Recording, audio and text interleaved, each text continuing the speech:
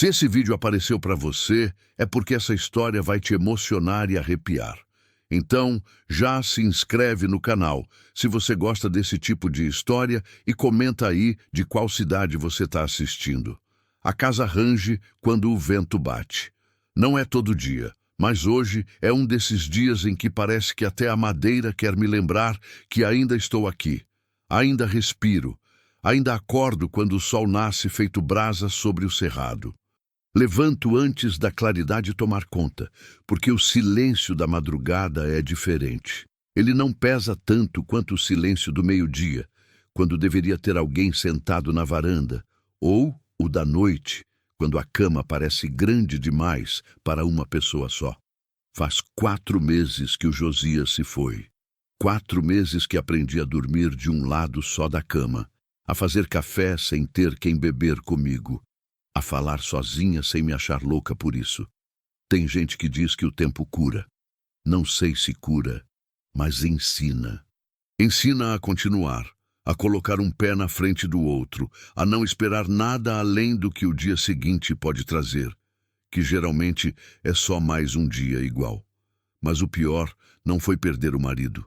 O pior foi perder o chão debaixo dos pés, logo depois. A família dele não esperou nem o luto acabar.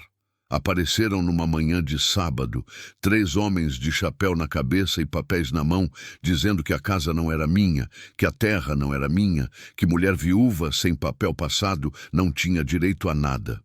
Eu tentei explicar. Tentei mostrar que eu tinha ajudado a erguer cada tábua daquela casa, que tinha plantado cada pé de mandioca, que tinha cuidado do Josias quando ele ficou doente, que tinha criado meus filhos naquela terra. Não adiantou. Direito é papel. E eu não tinha papel.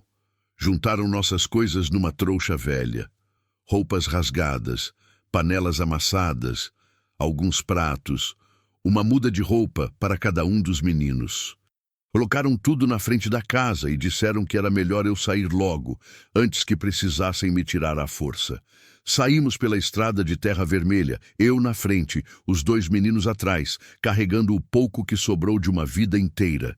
A gente andou dias, dormimos debaixo de árvore, na beira de cerca, em galpão abandonado. Batemos em porta pedindo trabalho, pedindo comida, pedindo um canto para passar a noite. As pessoas olhavam com pena, mas pena não enche barriga. Viúva com criança dá dó, mas ninguém quer carregar o peso. Sempre tinha uma desculpa. A casa estava cheia, o trabalho estava escasso, a comida estava contada. Alguns davam um prato de farinha, um pedaço de rapadura, uma fruta murcha. A gente agradecia e seguia. Meus filhos nunca reclamavam. O João tinha 8 anos, a Maria 6. Eles andavam com os pés sujos de poeira, a roupa grudada no corpo de tanto suor e sujeira, os olhos fundos de fome. Criança que passa fome cresce rápido demais, aprende cedo demais que a vida não tem piedade. Eles não choravam, só seguiam, calados, confiando em mim. E isso doía mais do que qualquer palavra dura que eu ouvia pelo caminho. Acabamos num lugar que ninguém queria. Um pedaço de terra esquecido, no meio do nada, entre o vilarejo de São João do Araguaia e a estrada velha que ninguém mais usava. Tinha um galpão caindo aos pedaços, telhado furado, porta arrancada, chão de terra batida coberto de feno velho e mato seco. O dono era um homem que morava longe e nem lembrava que aquilo existia. Quando pedi para ficar ali em troca de trabalho, ele deu de ombros e disse que tanto fazia, que aquilo não valia nada mesmo. Limpei o que dava para limpar. Tapei os buracos da parede com barro e palha. Arrumei um canto onde a gente pudesse dormir sem levar chuva na cara. Não era casa, era abrigo. Mas era o que tinha. Comecei a aceitar qualquer trabalho. Lavava roupa na beira do riacho, ajudava a colher mandioca, carregava lenha, limpava galinheiro. Pagavam com um resto de comida, farinha velha, um punhado de feijão, às vezes um ovo rachado. A gente comia pouco. Acordava cedo, trabalhava o dia inteiro debaixo do sol que queimava a pele. Voltava de noite com as costas doendo e a barriga roncando. Os meninos iam comigo, ajudavam no que podiam. Não tinham escolha. Foi limpando aquele monte de feno velho que tudo aconteceu. Eu estava jogando o feno para fora, preparando um canto melhor para os meninos dormirem, quando João tropeçou. Caiu de cara no chão e começou a chorar baixinho, mais de cansaço do que de dor. Fui ajudar, puxei ele pelo braço, limpei a terra do rosto dele. Foi quando vi uma madeira diferente no chão. Escura, velha, meio enterrada debaixo do feno e da poeira de anos. Parecia uma tampa. Meu coração bateu mais rápido, mas eu não deixei a esperança subir. A vida tinha me ensinado a não esperar nada. Cavei com a mão. A terra estava dura, grudava debaixo das unhas, machucava os dedos. Puxei com força, a madeira rangeu, soltou poeira, cedeu.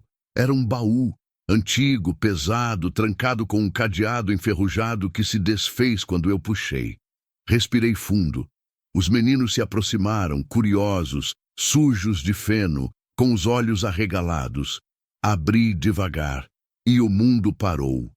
Ouro, muito ouro. Moedas antigas empilhadas, peças pesadas, algumas com cara de rei, outras com símbolos que eu não conhecia, brilhando forte demais para quem só conhecia a cor da fome. O brilho subiu direto nos meus olhos, me cegou por um segundo. Minhas pernas falharam. Caí de joelhos. Levei as mãos à boca para não gritar. Não era alegria, era choque, era medo. Era a sensação de que algo grande demais tinha entrado na nossa vida sem pedir permissão. Os meninos olhavam sem entender. Para eles, aquilo parecia bonito, brilhante, diferente. A Maria esticou a mão para pegar uma moeda, mas eu segurei o braço dela, rápido, quase com força demais. Ela me olhou assustada.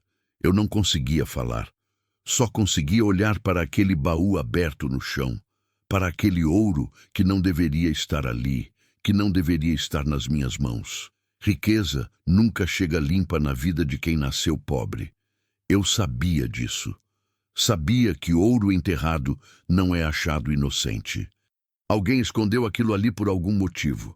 Alguém morreu sem poder buscar, alguém matou para conseguir. Aquilo tinha história, tinha sangue, tinha perigo escrito em cada moeda.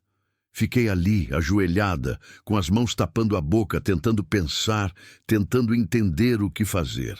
Meus filhos estavam sujos de poeira e feno, com a barriga vazia, olhando para mim esperando uma resposta que eu não tinha. O baú aberto no chão parecia uma boca escancarada, mostrando dentes de ouro, rindo da minha miséria. Até aquele momento, a gente era invisível, pobre demais para importar, fraco demais para ameaçar. Mas com aquele ouro nas mãos, tudo mudava. No sertão, riqueza na mão errada chama olho grande, chama inveja, chama violência. Se alguém soubesse daquilo, não seria eu a pagar o preço. Seriam eles, meus filhos. Respirei fundo, tentando organizar os pensamentos. Precisava decidir rápido. Esconder ou contar, usar ou enterrar de novo, fugir ou ficar. Olhei para o João e para a Maria. Eles confiavam em mim, esperavam que eu soubesse o que fazer, mas eu não sabia. Eu só sabia que aquela imagem, eu ajoelhada no chão de terra, meus filhos sujos de fome e feno, um baú aberto entre nós, não era o começo da felicidade, era o começo do perigo. Era o momento em que a miséria ficou para trás, mas algo pior chegou no lugar. Fechei o baú devagar, cobri de novo com o feno. Peguei os meninos pela mão e saí dali, sem olhar para trás. Naquela noite não consegui dormir. Fiquei deitada, olhando para o teto furado, ouvindo o vento bater na madeira, pensando em cada decisão que podia tomar. Eu podia continuar invisível, passando fome em silêncio, ou podia tentar mudar nosso destino e viver com medo todos os dias. Fiz a escolha ali mesmo, no meio da madrugada, quando o silêncio pesa mais. Decidi esconder aquela riqueza, não contar a ninguém. Usar pouco, devagar, em silêncio. Não para ficar rica, mas para manter meus filhos vivos, comprar comida sem levantar suspeita, conseguir um trabalho melhor, sair daquele buraco antes que alguém descobrisse. Só que eu ainda não sabia que aquela decisão ia atrair gente que não aceita perder, gente que toma o que quer à força, gente que não tem piedade de mulher nem de criança. Naquele dia, ajoelhada no chão de terra, eu ainda não sabia, mas tinha acabado de entrar numa guerra que não escolhi.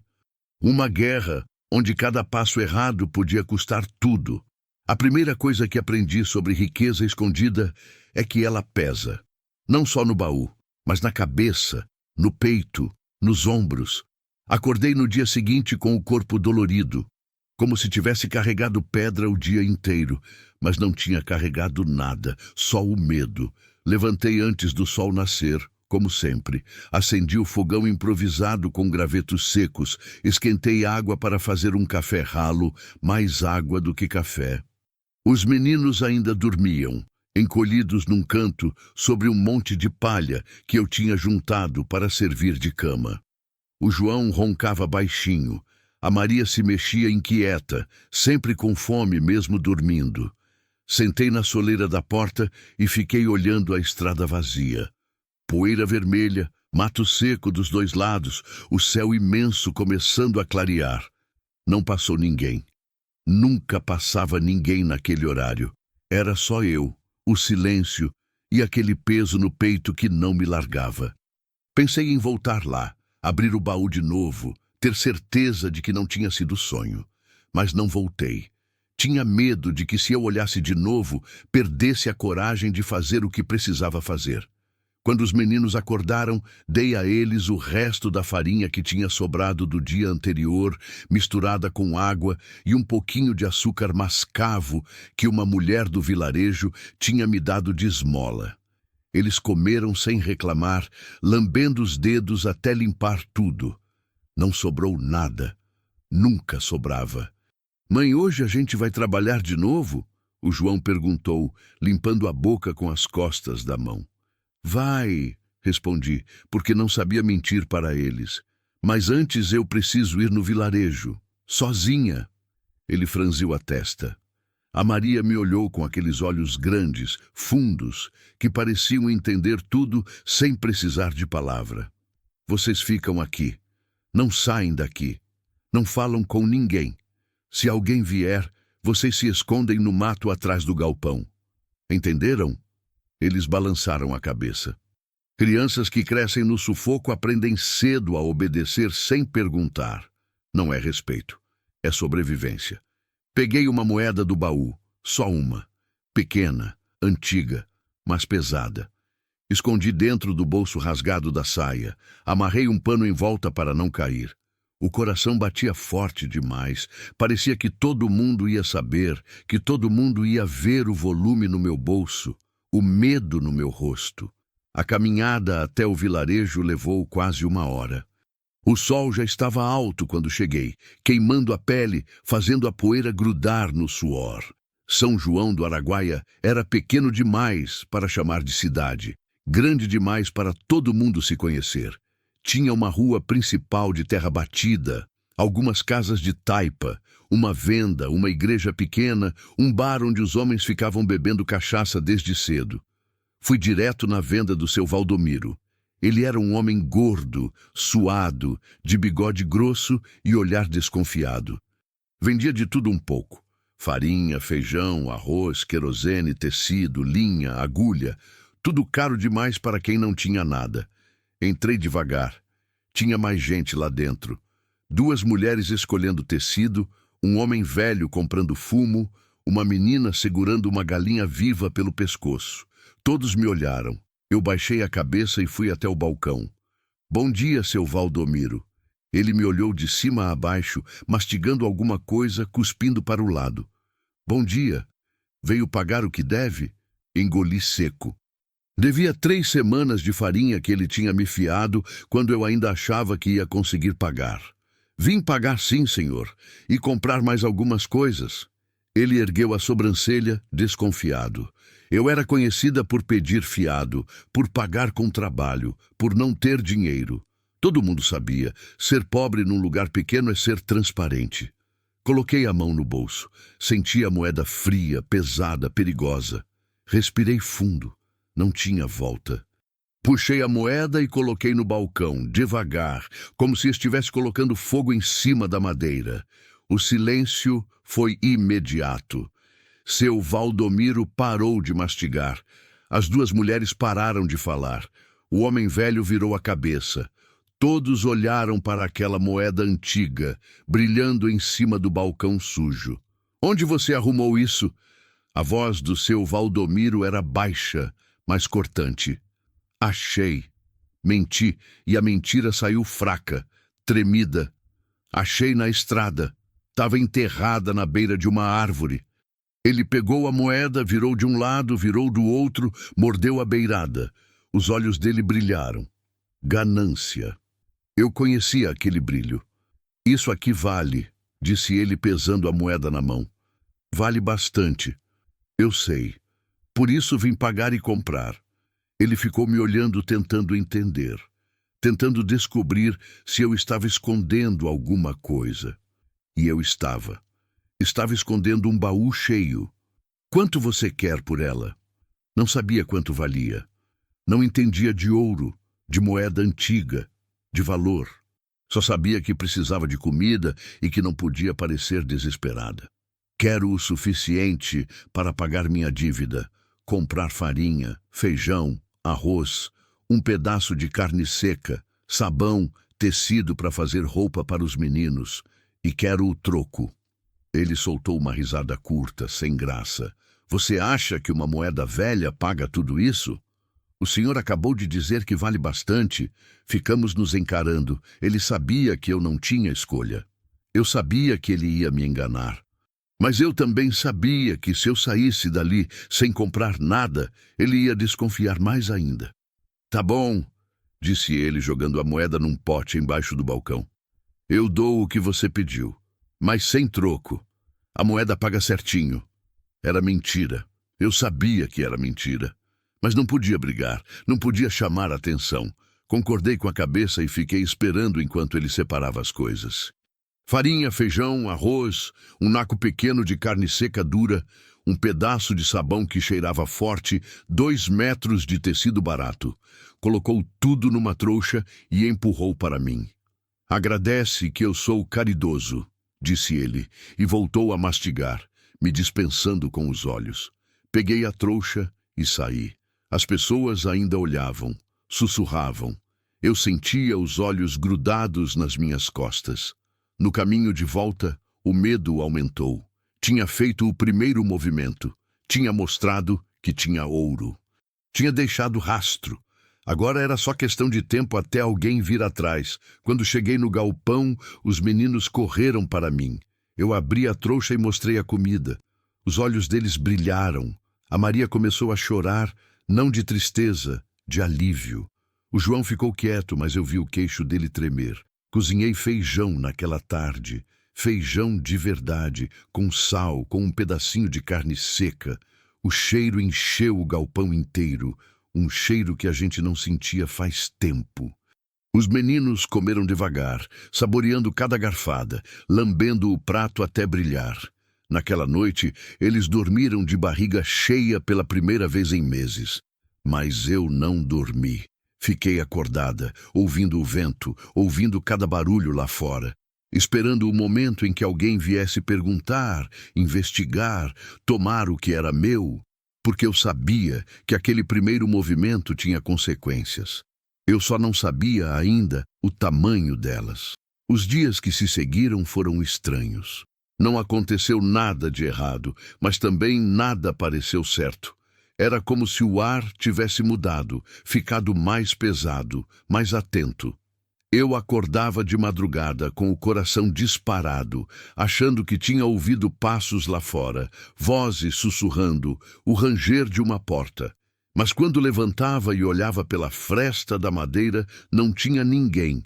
Só a escuridão do cerrado, o canto dos grilos, o vento arrastando poeira pela estrada vazia. Tentei manter a rotina. Acordar cedo, fazer café, cuidar dos meninos, aceitar os trabalhos que apareciam. Lavei roupa para a dona Neuza, que morava perto da igreja e sempre tinha uma pilha de lençol sujo esperando. Ajudei o seu Moacir a arrancar mandioca do chão duro, com o sol rachando a pele das minhas mãos. Carreguei lenha para a casa da dona Aparecida, uma velha que vivia sozinha e pagava com farinha azeda e um pedaço de rapadura quebrada. Mas agora tinha uma coisa diferente. Agora, quando eu chegava nos lugares, as pessoas olhavam. Não era o olhar de sempre, aquele olhar de pena misturada com indiferença. Era outra coisa: curiosidade, desconfiança, interesse. A dona Neuza me perguntou de onde tinha vindo o dinheiro para comprar comida. Disse que o seu Valdomiro tinha comentado na venda que todo mundo estava falando. Eu repeti a história. Tinha achado uma moeda velha enterrada na estrada. Sorte de pobre, coisa rara. Ela ficou me olhando, como se estivesse pesando cada palavra, tentando descobrir se eu estava mentindo. Não disse que acreditava. Só balançou a cabeça e mudou de assunto. O seu Moacir foi mais direto. Perguntou se eu tinha achado mais alguma coisa além da moeda. Disse que terra velha sempre esconde coisa, que muito ouro de garimpeiro e tropeiro ficou enterrado por aí, que quem acha nunca conta para ninguém porque sabe que vão tomar. Eu respondi que só tinha achado aquela moeda mesmo, que se tivesse achado mais, eu não estaria ali, quebrando as costas, arrancando mandioca por 2 punhados de farinha. Ele deu uma risada seca, mas os olhos dele não riram. Continuaram me vigiando o tempo todo. Comecei a sentir que tinha cometido um erro. Deveria ter guardado a moeda, passado mais fome, esperado mais tempo. Mas era tarde demais. A semente da suspeita já tinha sido plantada. Agora era só questão de tempo até germinar. Uma semana depois da minha ida à venda, aconteceu a primeira coisa estranha. Eu tinha voltado do trabalho no final da tarde, cansada, com os pés machucados de tanto andar descalça na terra quente. Os meninos estavam brincando perto do galpão, fazendo bonequinhos de barro, rindo baixinho daquele jeito contido de criança que aprendeu a não fazer barulho. Entrei para guardar a pouca comida que tinha ganhado como pagamento, e foi quando vi. Alguém tinha mexido nas coisas. Não era nada escancarado. As trouxas estavam no mesmo lugar, os panos dobrados do mesmo jeito. Mas eu conhecia minha pobreza de cor. Sabia exatamente onde cada coisa ficava. Cada panela amassada, cada prato rachado, cada pedaço de pano rasgado. E alguma coisa estava fora do lugar. A panela que ficava virada para a esquerda estava virada para a direita. O pano que eu usava para cobrir a comida estava dobrado diferente. A esteira onde a gente dormia estava um pouco mais para o lado. Alguém tinha entrado ali. Tinha procurado alguma coisa. Meu coração começou a bater mais rápido. Olhei para o canto onde o baú estava escondido, coberto de feno velho, terra e um pedaço de lona que eu tinha jogado por cima. Parecia intocado. Fui até lá devagar, como se estivesse me aproximando de um bicho perigoso. Levantei a lona, tirei o feno, limpei a terra. O baú continuava lá, fechado, pesado, inteiro. Respirei fundo, tentando acalmar o coração. Talvez eu estivesse imaginando coisas. Talvez o vento tivesse derrubado alguma coisa. Talvez os meninos tivessem mexido sem querer. Talvez eu estivesse enlouquecendo de tanto medo. Mas quando saí do galpão e olhei em volta, vi pegadas na terra. Pegadas que não eram minhas, nem dos meninos. Pegadas grandes, fundas, de botas pesadas. Vinham da estrada, contornavam o galpão, chegavam até a porta, entravam, saíam, voltavam para a estrada. Alguém tinha vindo aqui, tinha entrado, tinha olhado e tinha ido embora.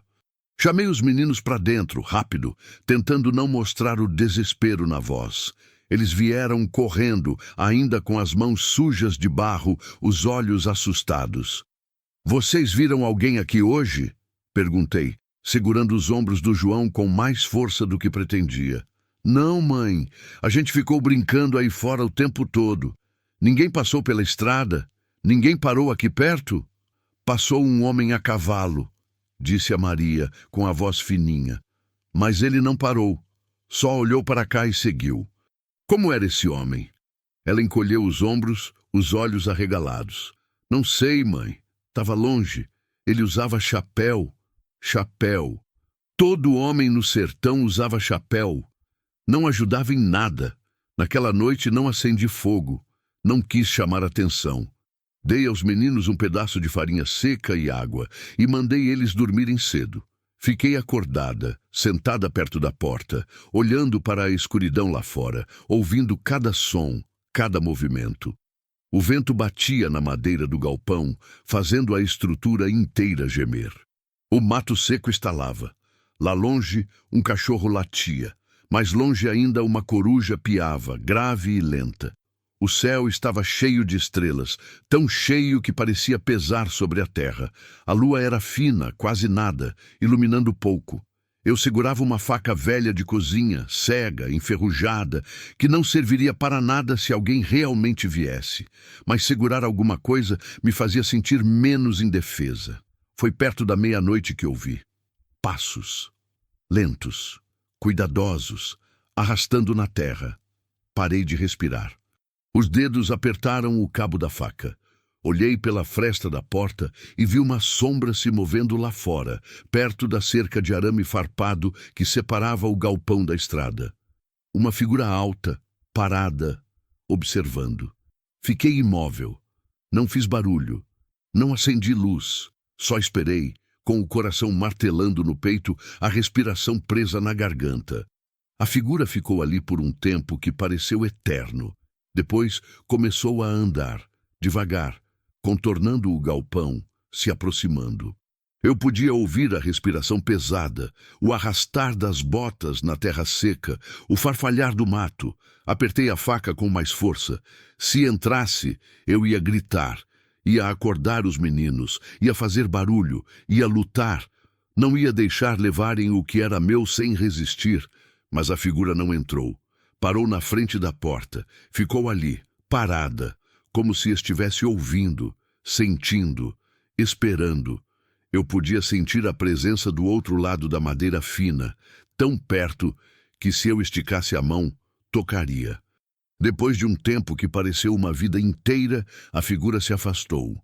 Voltou para a estrada, parou mais uma vez olhando para trás e foi embora. Esperei amanhecer para me mexer. Quando o sol nasceu, finalmente levantei, com as pernas dormentes, o corpo dolorido de tanto ficar na mesma posição. Os meninos ainda dormiam. Fui até a porta, abri devagar, olhei lá fora. As pegadas estavam lá, frescas, grandes, contornando o galpão todo, parando na frente da porta, voltando para a estrada. E perto da cerca, enfiado num galho de aroeira, tinha um pano vermelho amarrado. Pequeno, sujo, como um aviso, como uma marca. Alguém estava dizendo, eu sei que você está aqui, eu sei que você tem alguma coisa, e eu vou voltar. Arranquei o pano, joguei no chão, pisei em cima até sumir na terra. Mas sabia que não adiantava. Não dava para apagar o que já tinha sido visto. Não dava para esconder o que já tinha sido descoberto. A guerra tinha começado. E eu nem sabia quem era o inimigo. Naquela manhã tomei uma decisão. Não podia ficar ali esperando. Não podia deixar que viessem me pegar de surpresa. Precisava descobrir quem estava atrás de mim. Precisava me proteger. Precisava proteger meus filhos. Mas para isso ia precisar fazer algo que jurei nunca fazer. Confiar em alguém. O problema era que no sertão, confiança é moeda mais rara que ouro. Durante 3 dias, não aconteceu mais nada. 3 dias de silêncio pesado, de olhar para a estrada a cada barulho, de dormir com um olho aberto e a faca debaixo do travesseiro de palha. 3 dias olhando para os meninos brincarem, pensando se deveria contar a verdade, se deveria pegar o baú e fugir no meio da noite, se deveria enterrar tudo de novo e fingir que nunca tinha acontecido. Mas não fiz nada disso. Fiquei, porque não tinha para onde ir. Porque fugir com 2 meninos pequenos e um baú pesado chamaria mais atenção do que ficar quieta. Porque talvez, Só talvez eu estivesse enlouquecendo e aquilo tudo fosse medo da minha cabeça. Até que ela apareceu. Era fim de tarde de uma quinta-feira. O sol já estava baixo, pintando o céu de laranja e vermelho, deixando o calor ceder lugar a um vento morno que trazia cheiro de terra seca e mato queimado. Eu estava na frente do galpão, remendando uma calça do João que tinha rasgado no joelho. A Maria a ajudava, segurando a linha para mim. O João tinha ido buscar lenha no matagal atrás do galpão. Foi quando ouvi o barulho de alguém andando na estrada. Levantei a cabeça, o coração já acelerando. Era uma mulher. Vinha caminhando devagar, arrastando os pés, curvada para frente como se carregasse um peso invisível nas costas. Usava um vestido desbotado, cor de terra, rasgado na barra. Os cabelos estavam soltos, embaraçados, cheios de folhas secas e gravetos. Os pés descalços sangravam, deixando marcas vermelhas na poeira. Quando chegou mais perto, vi o rosto dela. Era jovem. Devia ter uns 20 e poucos anos, mas parecia ter vivido 50. Os olhos fundos, as bochechas cavadas, a pele queimada de sol e suja de terra. Os lábios rachados, inchados, uma mancha roxa cobria o lado esquerdo do rosto, subindo do queixo até a têmpora. Ela parou na frente do galpão, balançando levemente, como se fosse cair a qualquer momento. Me olhou, mas parecia que estava olhando através de mim, para algum lugar que só ela via. Por favor. A voz dela saiu fraca, rouca, como se não tivesse bebido água há dias. Por favor, me ajuda. A Maria se escondeu atrás de mim, agarrando minha saia. Eu fiquei parada, a agulha ainda na mão, olhando para aquela mulher que parecia ter saído de um pesadelo. O que aconteceu com você? Perguntei, mas já imaginava a resposta. Mulher machucada no sertão tem sempre a mesma história. Me bateram, disse ela, e a voz falhou. Me deixaram na estrada, andei. Não sei quanto tempo andei. Vi sua casa, por favor. Só um pouco de água. Só isso. Eu deveria ter dito não. Deveria ter dado a água e mandado ela seguir caminho. Deveria ter pensado nos meus filhos, no baú escondido, no perigo que já estava rondando. Deveria ter lembrado que mulher sozinha não pode dar abrigo para desconhecido sem levantar suspeita. Mas olhei para ela e vi o que eu poderia ter sido. O que ainda podia ser. Mulher batida, abandonada, sem ter para onde ir, pedindo migalhas de humanidade. Entre, disse, e a palavra saiu antes que eu pudesse pensar direito. Ela quase caiu quando tentou dar o primeiro passo. Corri e segurei o braço dela. Estava quente demais, febril. A pele estava pegajosa de suor e sangue seco. Ajudei ela a entrar no galpão, sentei ela num caixote que servia de banco. A Maria continuava escondida, os olhos arregalados. O João tinha voltado com a lenha e parou na porta olhando a cena. João, vai buscar água no riacho. A limpa lá do fundo, traz na lata pequena. Ele obedeceu sem perguntar, largou a lenha e saiu correndo. Peguei um pano, molhei no resto de água que tinha no balde, comecei a limpar o rosto da mulher.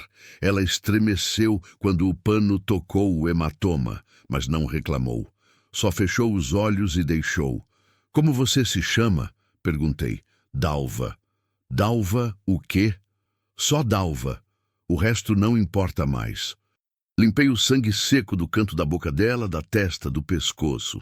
Havia cortes pequenos, arranhões profundos, marcas de dedos no braço, como se alguém tivesse segurado com força demais. Quem fez isso? Ela abriu os olhos e me olhou. Tinha medo naqueles olhos. Medo velho, profundo, do tipo que não sai nunca. Não importa. Ele não vem atrás. Acha que eu morri? Seu marido? Era. Não é mais. Morri para ele. Agora sou ninguém. O João voltou com a água. Dei para a Dalva beber. Ela tomou tudo de uma vez, desesperada, derramando pelos cantos da boca. Quando acabou, respirou fundo, limpou a boca com as costas da mão. Obrigada, disse. E pela primeira vez parecia que tinha voltado a ser gente. Obrigada mesmo.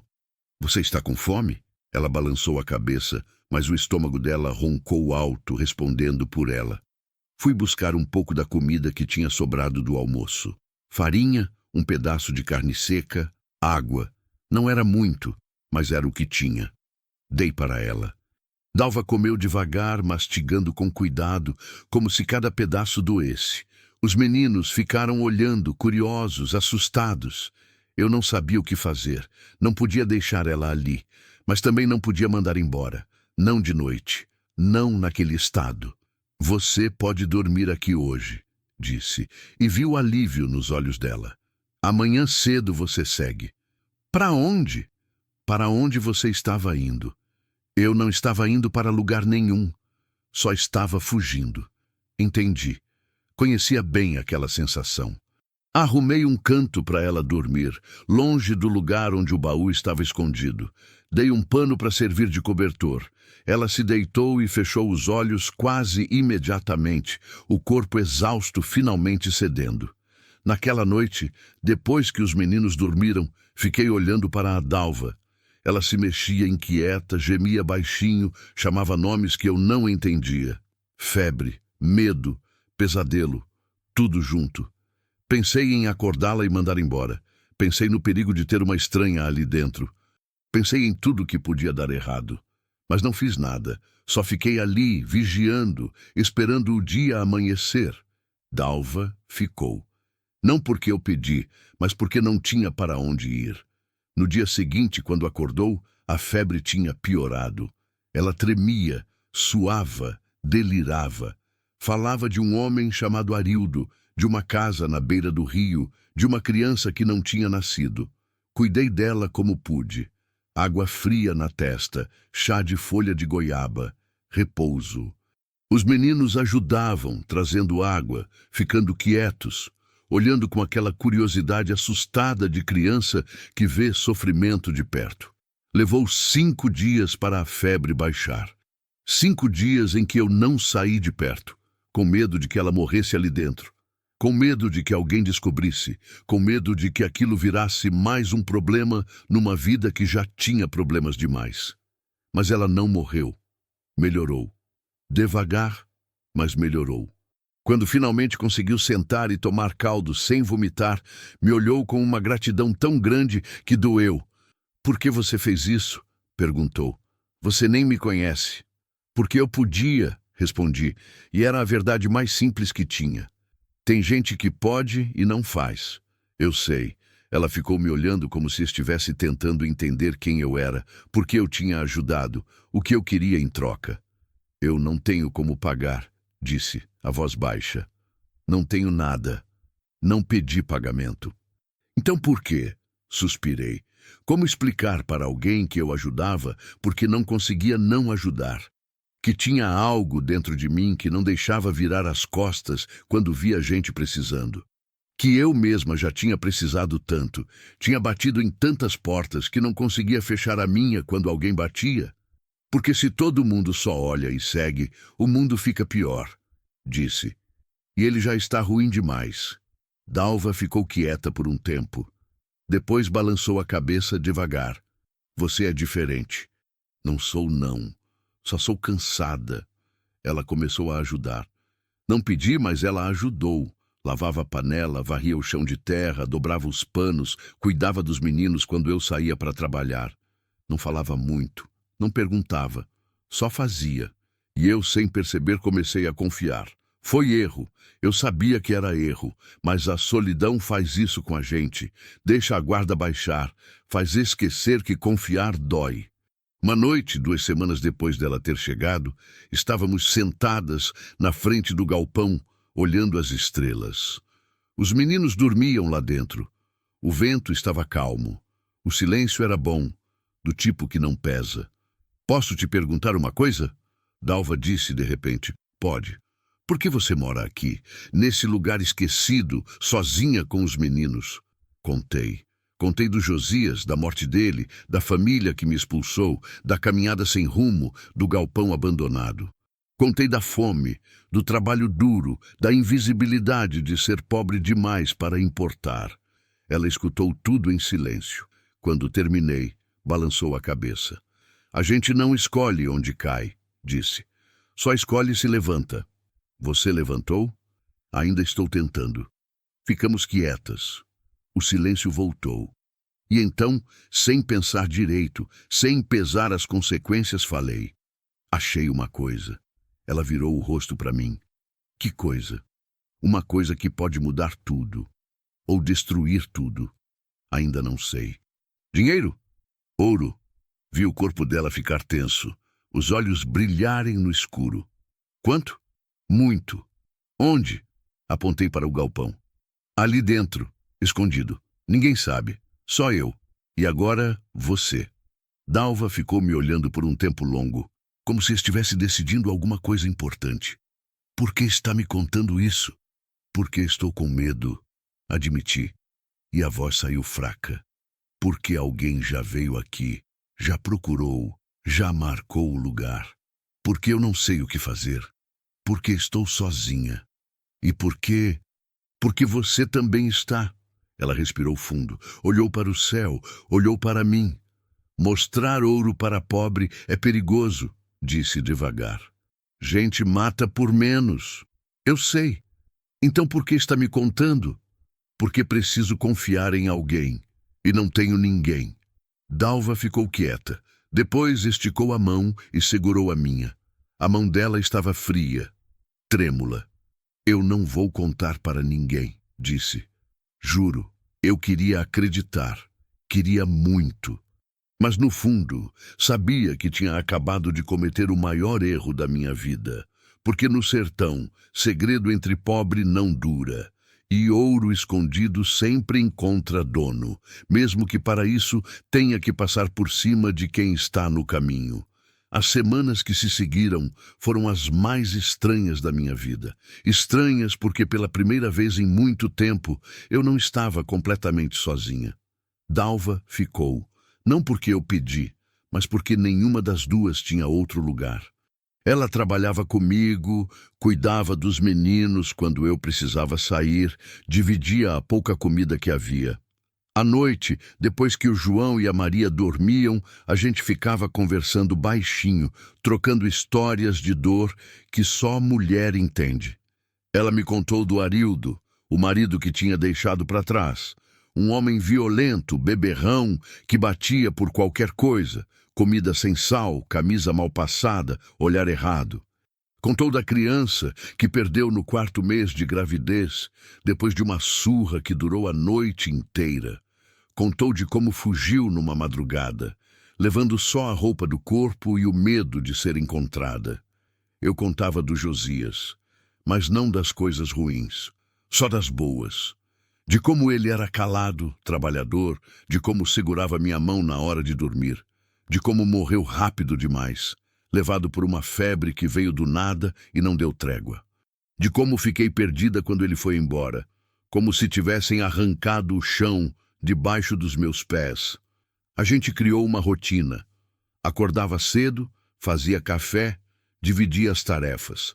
Dalva era boa com agulha, então ela remendava as roupas enquanto eu ia trabalhar. Quando eu voltava, ela já tinha dado comida aos meninos, já tinha varrido, já tinha posto água para esquentar. Era bom ter ajuda, era bom ter companhia, era bom não carregar tudo sozinha. Mas tinha uma coisa que me incomodava. Uma coisa pequena, quase invisível, mas que crescia dentro de mim como uma farpa enterrada na carne. Dalva olhava para o canto onde o baú estava escondido. Não era um olhar descarado. Não era óbvio, mas eu percebia. Era um relance rápido, quando achava que eu não estava vendo. Um olhar demorado, quando pensava que eu estava distraída. Uma atenção que não deveria estar ali. No começo, tentei ignorar. Disse para mim mesma que era coisa da minha cabeça, que eu estava vendo o problema onde não tinha. Afinal, eu tinha contado para ela do ouro. Era natural que ela ficasse curiosa, era natural que pensasse nisso. Mas a coisa foi piorando. Uma tarde, voltei mais cedo do trabalho na roça da Dona Neuza. A mulher tinha me dispensado antes porque ia chover, e ela não queria lençol molhado. Quando cheguei perto do galpão, ouvi vozes lá dentro, vozes baixas, sussurrando. Parei antes de entrar, escondida atrás da parede de taipa. Era Dalva e um homem. Não posso fazer isso. A voz dela estava tensa, assustada. Você vai fazer... A voz do homem era grossa, áspera. Você me deve. Esqueceu? Eu não devo nada para você, Tonho. Deve sim. Eu não contei para o Arildo onde você estava. Podia ter contado. Ele estava procurando feito louco, oferecendo dinheiro para quem soubesse. Mas eu não contei. Isso vale alguma coisa. Eu já agradeci. Agradecer não enche barriga. Quero o que você prometeu. Eu não prometi nada. Prometeu sim. Disse que se eu ficasse quieto, você me pagava. E agora chegou a hora. Silêncio. Meu coração estava disparado. Apertei as costas contra a parede, tentando respirar baixo, tentando ouvir. Ela tem ouro, Dalva disse, e a voz dela saiu tão baixa que quase não ouvi. Quanto? Não sei. Muito. Um baú cheio. Onde? Aqui dentro, escondido. Você viu? Não, mas ela contou, e eu acredito. Ela comprou comida com uma moeda antiga. Todo mundo no vilarejo está falando. O homem soltou uma risada curta, sem alegria. Então é verdade. Eu achei que era conversa. É verdade. Mas, Tonho, eu não posso fazer nada com isso. Ela me ajudou, me salvou. Eu não vou. Você vai. Ele cortou, a voz dura. Você vai descobrir exatamente onde está esse ouro. Vai esperar ela sair e vai me chamar. A gente divide meio a meio. Simples. E se ela descobrir? Não vai descobrir. Mulher pobre não desconfia de ninguém. Só agradece. Ela tem filhos. E daí? Não vamos machucar ninguém. Só vamos pegar o que não é dela mesmo. Ouro enterrado não tem dono. É de quem achar. Mas ela que achou. E agora a gente achou ela. Outro silêncio. Longo. Pesado. Eu preciso pensar. Dalva disse finalmente. Não tenho o que pensar. Ou você faz isso, ou eu conto para o Arildo onde você está. Ele ainda está procurando. E ele é pior que eu. Muito pior. Você não faria isso. Faria. E você sabe que eu faço. Passos. O homem estava saindo. Eu me afastei rápido, me escondi atrás de um pé de aroeira, o coração batendo tão forte que pensei que iam ouvir. Vi ele sair do galpão. Era um homem magro, alto, de chapéu sujo e roupa rasgada. Tinha uma faca grande presa no cinto. Olhou para os lados, cuspiu no chão e foi embora pela estrada levantando poeira. Esperei ele sumir de vista. Esperei meu coração acalmar. Esperei juntar coragem para entrar. Quando entrei, Dalva estava sentada no caixote, o rosto entre as mãos. Quando me viu, levantou a cabeça rápido, os olhos arregalados. Você voltou cedo. Voltei, disse, e a voz saiu fria. Quem era aquele homem? Ela ficou pálida. A boca abriu, fechou, abriu de novo. Ninguém, só um conhecido. Mentira. Não é mentira. Dalva. Eu ouvi. O silêncio caiu como pedra. Ela me olhou e vi tudo nos olhos dela. Culpa, medo, desespero. Eu não ia fazer nada, disse rápido, desesperada. Eu juro. Ele apareceu aqui, eu não chamei. Eu não sabia que ele ia vir. Mas você contou. Ele já sabia. Todo mundo no vilarejo está falando. Eu só confirmei. Você contou onde está o ouro. Não, eu disse que não sabia onde estava. Eu não disse nada, mas ia dizer. Ela levantou, deu um passo na minha direção. Eu recuei. Não ia, insistiu, e a voz dela tremeu. Eu juro por tudo que é sagrado, eu não ia fazer nada. Eu estava com medo. Ele me ameaçou. Disse que ia contar para o Arildo onde eu estou. E se o Arildo descobrir, você devia ter me contado. Como? Como eu ia contar que um homem perigoso sabe que você tem ouro? Como ia contar que ele quer tomar tudo? Você ia me mandar embora. E não devia? Não, porque eu não vou fazer nada. Eu não vou trair você. Eu queria acreditar Queria tanto, mas a confiança é como vidro. Quando quebra, não tem conserto que segure. Quem é ele? Perguntei. Dalva hesitou. Limpou as lágrimas do rosto. Tonho Brás, um homem que faz serviço sujo, cobrança, ameaça, essas coisas. Ele me ajudou quando eu fugi do Arildo. Me escondeu por uns dias. Disse que ia me proteger, mas não foi de graça. Disse que eu ia ter que pagar. Eu pensei que ele tinha esquecido, mas não esqueceu. E agora ele quer o ouro. Quer. E vai vir buscar. Vai. Sentei no chão, as pernas fracas, a cabeça rodando. Tudo tinha desmoronado.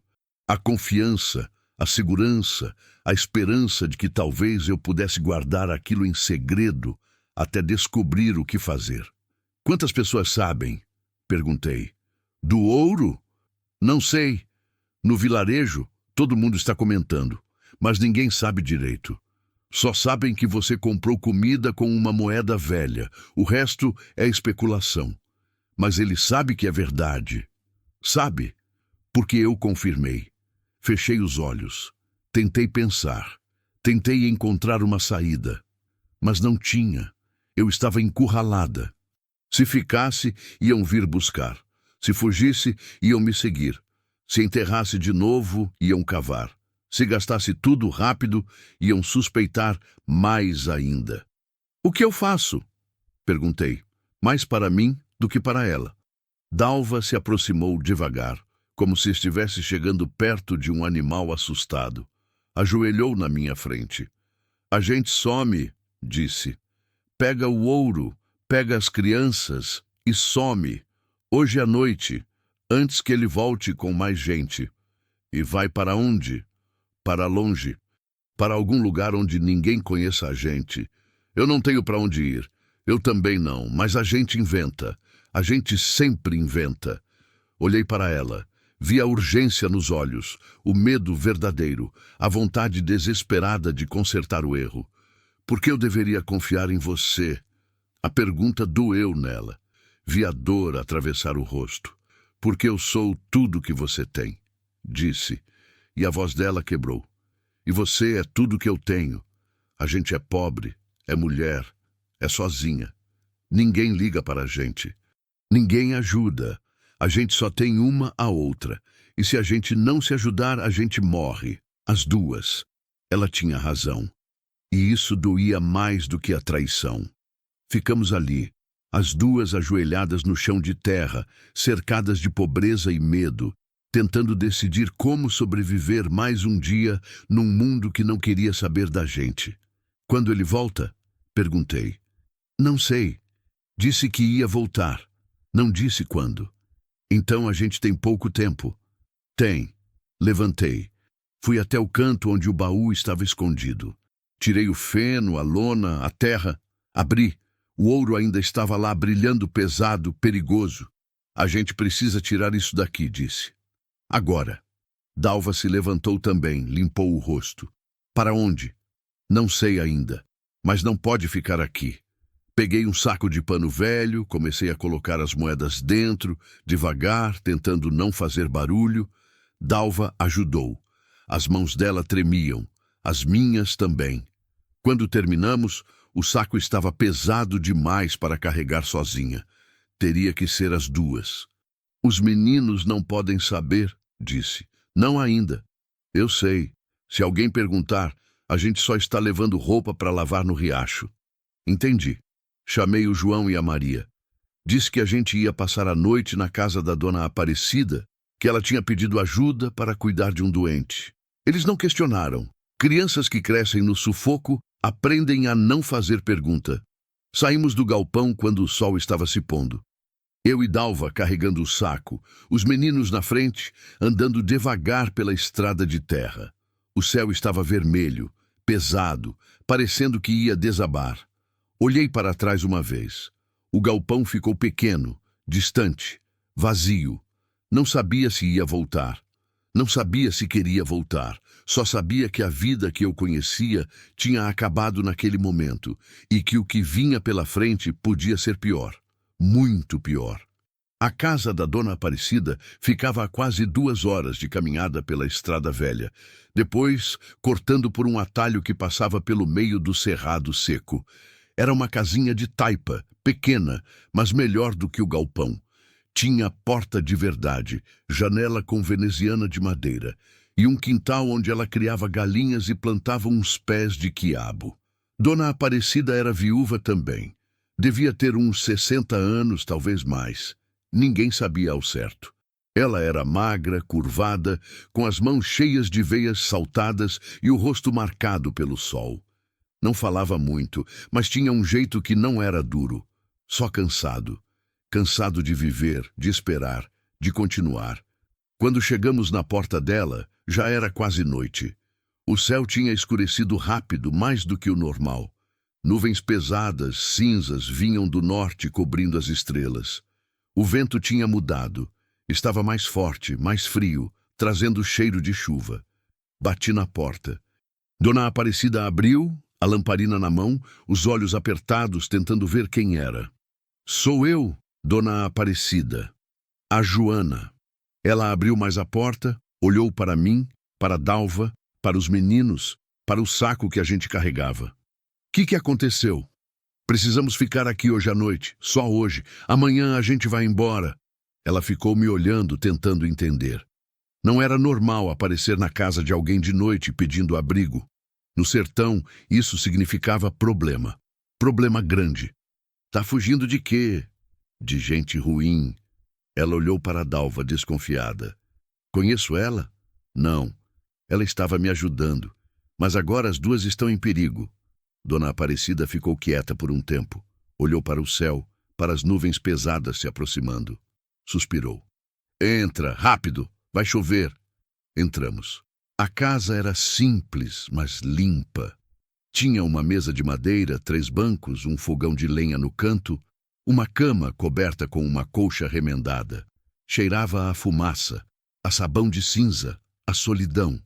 Põe esse saco aí no canto, Dona Aparecida disse apontando, e fecha a janela, vento tá entrando. Dalva fechou a janela enquanto eu colocava o saco no chão, com cuidado para não fazer barulho.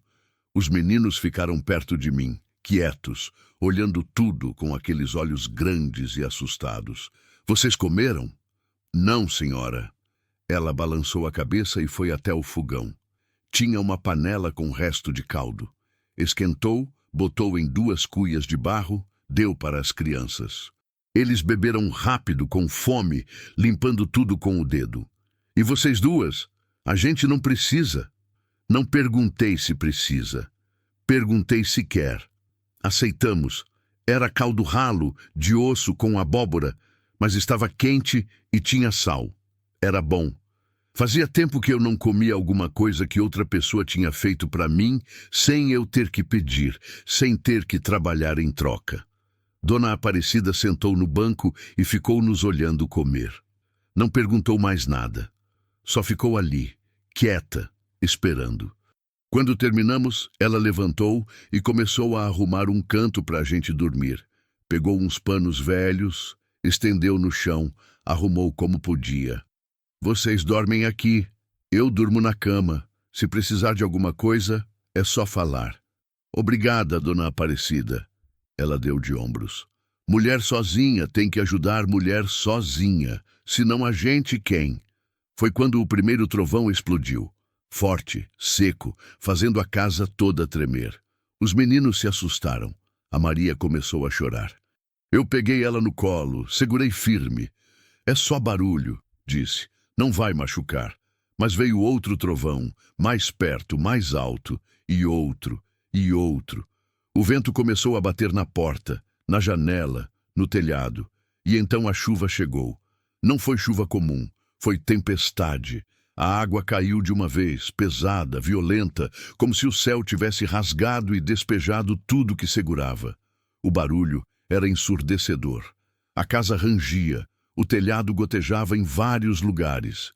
Dona Aparecida correu pegando panelas, tigelas, baldes, colocando embaixo dos pingos. Essa chuva não é boa, ela disse gritando para ser ouvida. Chuva dessas alaga tudo, derruba cerca, arrasta ponte. Quanto tempo dura? Não sei. Às vezes para em 1 hora. Às vezes dura a noite toda. Sentamos no chão, encostadas na parede, ouvindo a tempestade rugir lá fora. Os meninos se aninharam entre mim e Dalva, tremendo de frio e medo. Eu segurava os dois, tentando passar calma que não sentia. A chuva não parou.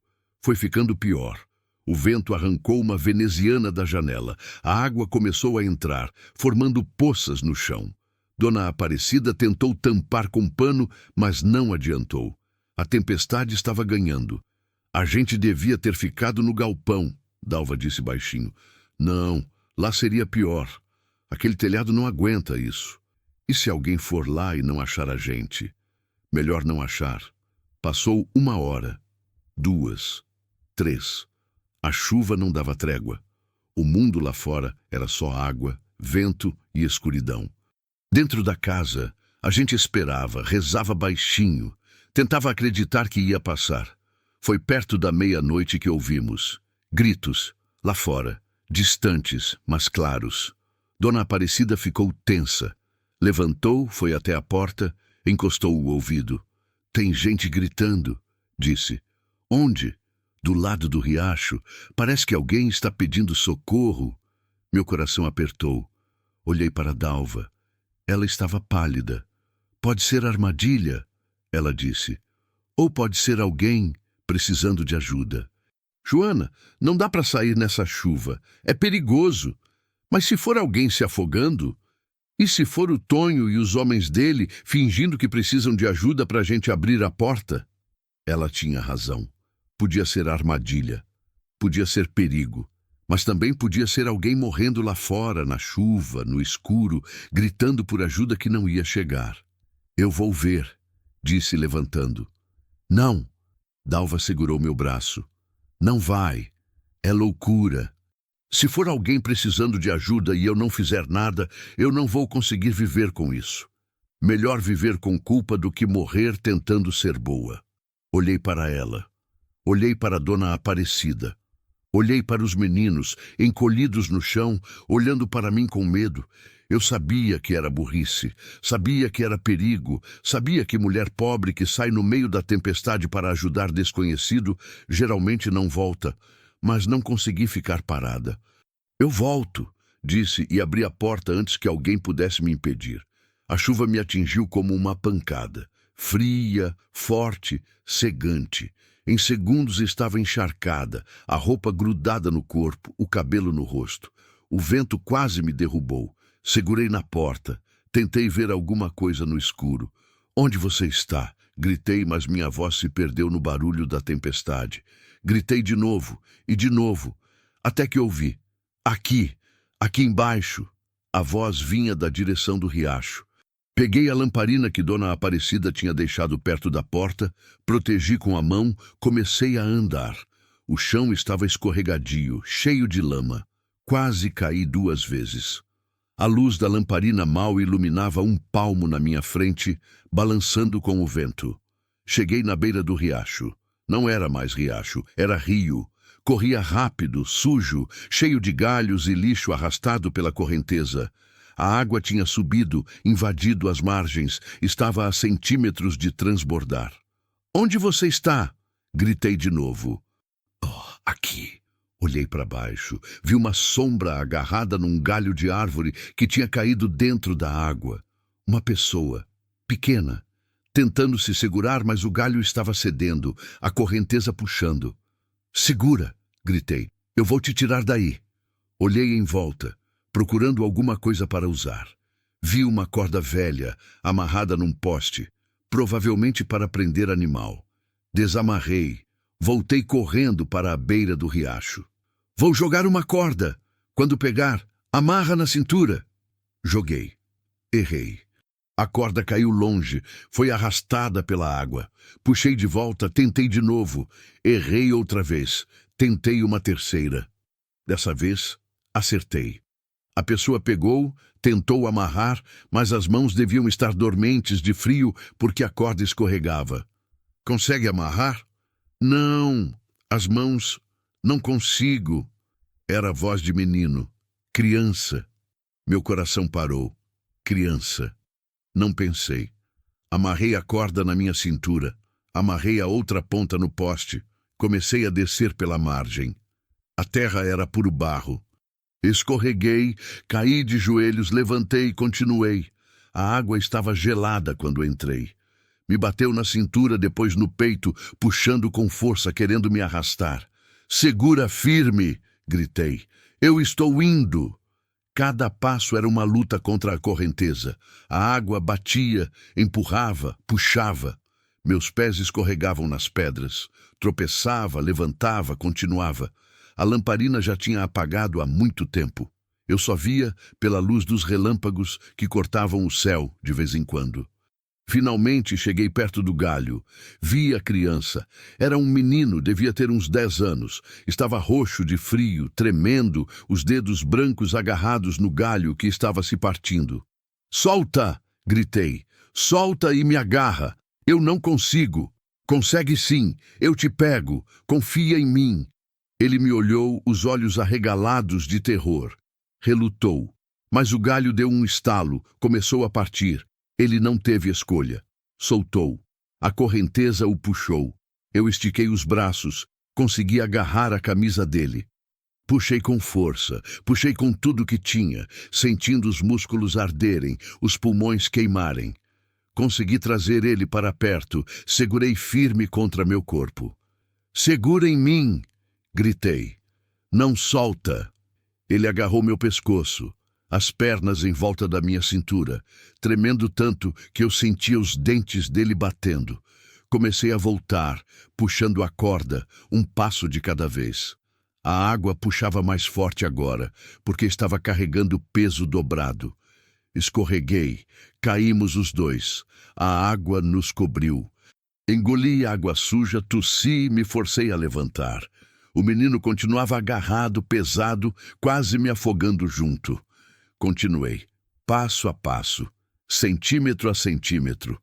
Os braços doíam, as pernas não respondiam direito, o frio entrava nos ossos, mas continuei. Quando finalmente senti a terra sob os pés, quando a água baixou para a cintura, para os joelhos, para os pés, quase desmaiei de alívio. Arrastei o menino comigo, caí de joelhos na lama, ainda segurando ele, ainda tremendo. Dalva apareceu correndo, encharcada também, gritando meu nome. Dona Aparecida vinha atrás, com um cobertor. "Vocês estão vivos!" Dalva gritou, caindo de joelhos ao nosso lado. "Eu pensei que tinha perdido vocês." "Pega ele!" consegui dizer, soltando o menino. "Leva ele para dentro, rápido!" Dalva pegou a criança no colo e correu para a casa. Dona Aparecida me ajudou a levantar, me amparou, me levou. Dentro da casa, tiramos as roupas encharcadas do menino, enrolamos ele em cobertores, colocamos perto do fogo que Dona Aparecida tinha conseguido manter aceso. Ele tremia tanto que não conseguia falar. Os lábios estavam roxos, os olhos vidrados. "Ele está em hipotermia", Dona Aparecida disse. "Precisa esquentar rápido ou morre." Esquentamos água, fizemos chá forte, forçamos ele a beber.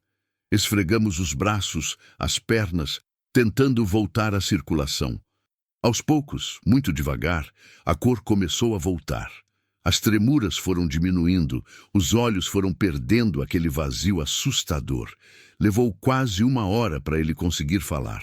"Obrigado", disse, a voz fraca.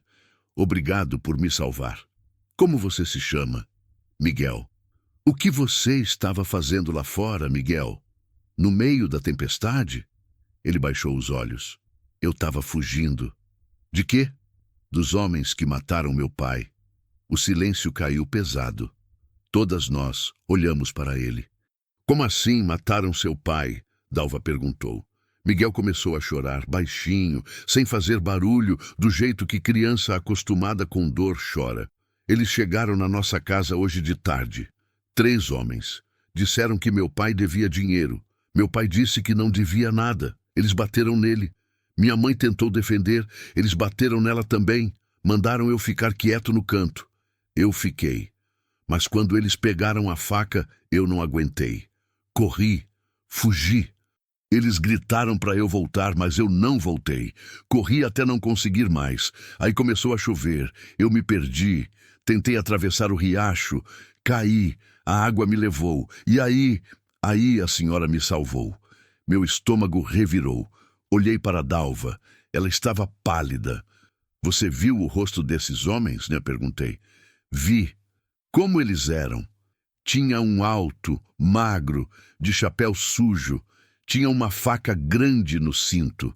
Os outros eram menores, mais gordos, mas o alto era o chefe. Os outros obedeciam ele. Dalva se levantou rápido, a mão na boca. Tonho, disse a voz tremendo. Era o Tonho. Eu sabia. Sabia antes dela falar. Sabia desde o momento que o menino começou a contar. Eles estavam procurando você, Dona Aparecida disse olhando para mim. Foram na sua casa, não acharam. Foram na casa do menino, provavelmente perguntando se alguém tinha visto você. O pai não sabia, mas eles não acreditaram. E fizeram o que fazem com quem não fala o que querem ouvir. Olhei para Miguel. Criança. Mais uma criança destruída pela ganância de homens que não têm alma. Sua mãe, perguntei devagar. O que aconteceu com sua mãe? Ele balançou a cabeça, chorando mais. Não sei. Eu fugi. Eu deixei ela lá. Eu fugi e deixei ela. Abracei ele. Criança não deve carregar esse peso. Criança não deve se culpar por sobreviver. Você fez certo, disse. Você sobreviveu. Sua mãe ia querer isso. Mas por dentro eu sabia. Sabia o que homens como Tonho faziam. Sabia que a mãe do Miguel provavelmente estava morta. Sabia que isso era culpa minha, era minha culpa, por ter achado aquele maldito ouro, por ter gastado a primeira moeda, por ter confiado, por ter tentado mudar o destino quando deveria ter aceitado a miséria em silêncio. Agora tinha sangue, tinha morto, tinha criança órfã e tinha uma tempestade lá fora que não ia parar tão cedo e tinha homens procurando, homens que não iam desistir. Olhei para o saco no canto, cheio de ouro que parecia pesar mais a cada minuto. Aquilo não era riqueza, era maldição. E a gente estava bem no meio dela. A chuva só parou quando o céu começou a clarear. Não foi uma parada brusca, foi aos poucos, como se a tempestade estivesse cansada, esgotada de tanta fúria. O vento foi perdendo força, os trovões se afastando, a água diminuindo de pancada violenta para chuvisco fino, até finalmente parar de vez. Nenhuma de nós dormiu naquela noite. Ficamos acordadas, sentadas no chão da casa da Dona Aparecida, olhando para a porta, esperando ela se abrir a qualquer momento com homens armados do outro lado. Miguel tinha adormecido de exaustão no meu colo, ainda tremendo de vez em quando, murmurando coisas no sono que eu não conseguia entender. Meus filhos dormiam abraçados, encolhidos debaixo de um cobertor velho. A Maria chupava o dedo, como fazia quando era menor. O João tinha as sobrancelhas franzidas mesmo dormindo, como se nem no sono conseguisse descansar. Dalva estava sentada perto da janela, olhando pela fresta, vigiando a estrada. Dona Aparecida tinha se sentado na cadeira de balanço, mas não balançava. Só ficava ali, quieta, com as mãos no colo, o rosto sem expressão. A lamparina estava quase sem óleo, a chama fraca piscando, fazendo as sombras dançarem nas paredes de taipa. Quando a primeira luz do dia entrou pela janela, Dona Aparecida levantou. Vou fazer café, disse, com a voz rouca de quem passou a noite sem falar. Ela acendeu o fogo, botou água para ferver, pegou o resto do pó de café que tinha guardado numa lata velha. O cheiro encheu a casa, um cheiro que devia ser reconfortante, mas que naquele momento só me lembrava que mais um dia tinha chegado e que a gente ainda estava viva, ainda estava fugindo, ainda estava com medo. Miguel acordou quando o sol já estava nascendo. Levantou assustado, os olhos arregalados, como se não lembrasse onde estava. Olhou para mim, para a casa, para as outras pessoas. A memória voltou aos poucos. Vi o rosto dele se desfazer quando lembrou. A mãe, o pai, os homens, a fuga. Eu preciso voltar. disse tentando levantar. Preciso ver minha mãe. Segurei o braço dele devagar. Miguel, escuta. Não é seguro voltar agora. Aqueles homens podem estar lá ainda. Mas e minha mãe? Ela pode estar machucada, pode precisar de ajuda. Olhei para a dona Aparecida. Ela balançou a cabeça lenta, os olhos tristes. Ela sabia, eu sabia, todas nós sabíamos, mas o menino não queria acreditar. Ainda tinha esperança. Esperança é a última coisa que morre em criança. Vou com você, disse Dalva levantando. Mas a gente vai devagar, com cuidado. Se tiver alguém lá, a gente volta correndo, entendeu? Miguel balançou a cabeça, os olhos molhados. Eu vou também, falei. Não, Dona Aparecida cortou. Você fica. Você é quem eles querem. Se te virem, vão pegar. A Dalva vai, ela conhece o caminho, sabe se esconder. Você fica aqui com as crianças. Não gostei. Não gostei de ficar parada enquanto outra pessoa ia no meu lugar.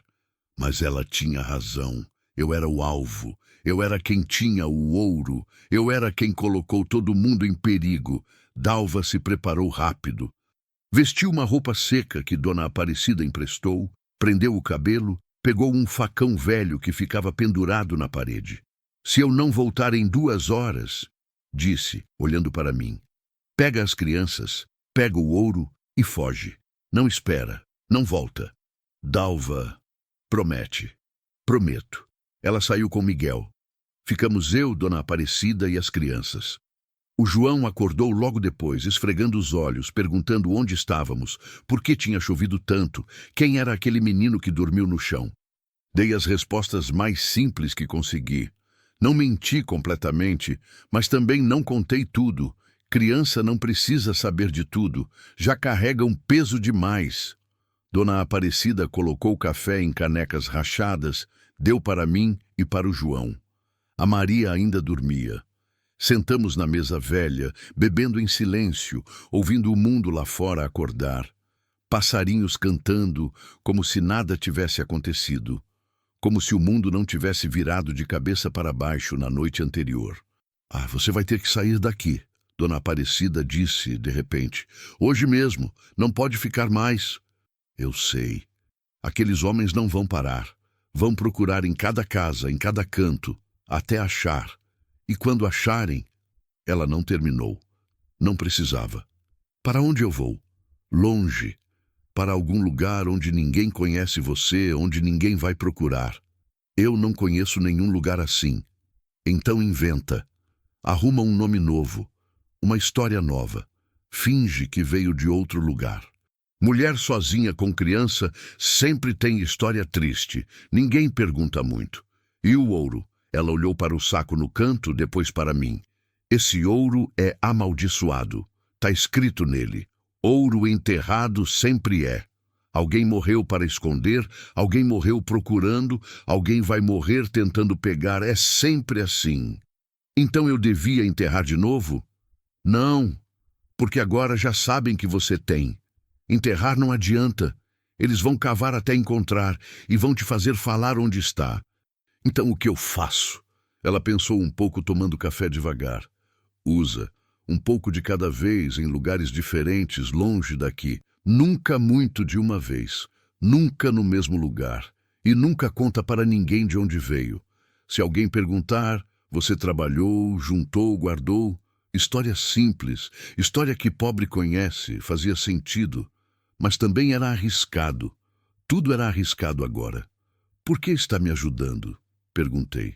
Você não me deve nada. Não me conhece direito. Podia me mandar embora, se livrar do problema. Dona Aparecida ficou olhando para a caneca nas mãos, para o líquido escuro dentro. Porque eu já fui você, disse, a voz baixa.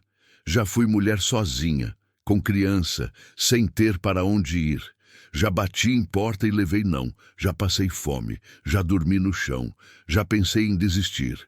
E teve uma pessoa, uma única pessoa, que me ajudou sem pedir nada em troca. Sem querer saber minha história, sem julgar, só ajudou. Aquela pessoa me salvou. Não salvou só minha vida, salvou minha alma. porque me ensinou que ainda existe bondade no mundo, e eu prometi naquele dia que se algum dia eu pudesse fazer o mesmo por alguém, eu ia fazer, sem pensar duas vezes, sem pesar consequência.